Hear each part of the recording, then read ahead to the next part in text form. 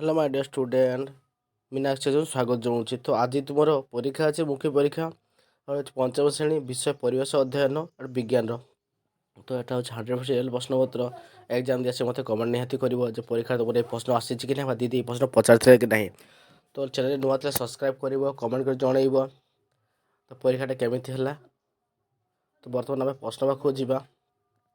ତ ପ୍ରଶ୍ନ ପାଖକୁ ଯିବାକୁ ଗୋଟେ କହୁଛି ଯେ ସମସ୍ତେ ସବୁ ସବସ୍କ୍ରାଇବ୍ କରିଦେବ। ତ ସବୁଜ ଡଷ୍ଟବିନ୍ର ବ୍ୟବହାର କେଉଁ ଆବର୍ଜନା ପାଇଁ ପକାଯାଏ? ତୁମେ ଜାଣିଛ ବ୍ୟବହାର ଯୋଗ୍ୟ ଯେଉଁଟା ହେଉଛି ଘର ବ୍ୟବହାର ପାଇଁ ଥିବ, ଯେଉଁଟା ପୁଣି ଆଉଥରେ ବ୍ୟବହାର କରିପାରିବ। ତୁମ ଘରେ ବ୍ୟବହୃତ ଗୋଟେ ଆଲୁମିନିୟମ ଜିନିଷ ନା ହାଣ୍ଡି ଲେଖିପାରିବ, ବାଲ୍ଟି ଲେଖିପାରିବ, ଗାମଲା ଲେଖିପାରିବ।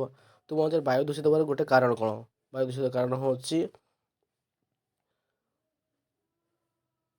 ଲୋକମାନେ ଅତ୍ୟଧିକ ପରିମାଣ କ'ଣ କରୁଛନ୍ତି? ଜଙ୍ଗଲ କାଟୁଛନ୍ତି। ଜଙ୍ଗଲ କାଟୁଥିବା ଦ୍ୱାରା ବାୟୁ ପ୍ରଦୂଷଣ ହେଉଛି। ଜଙ୍ଗଲରେ ନିଆଁ ଲଗାଇ ଦେଉଛନ୍ତି। ବାୟୁରେ କେଉଁ ଗ୍ୟାସ୍ ପରିମାଣ କମିଯାଉଛି? କମ୍ ପରିମାଣ ଅଛି ଜଳୀୟ ବାଷ୍ପ ଆଉ ହେଉଛି ଧୂଳିକଣା। ବହିରେ 103 ଚିତ୍ର ଦେଖି ତୁମକୁ ଜୀବାଣୁ ପାଇଁ ଦେଖିବାକୁ କହିବେ।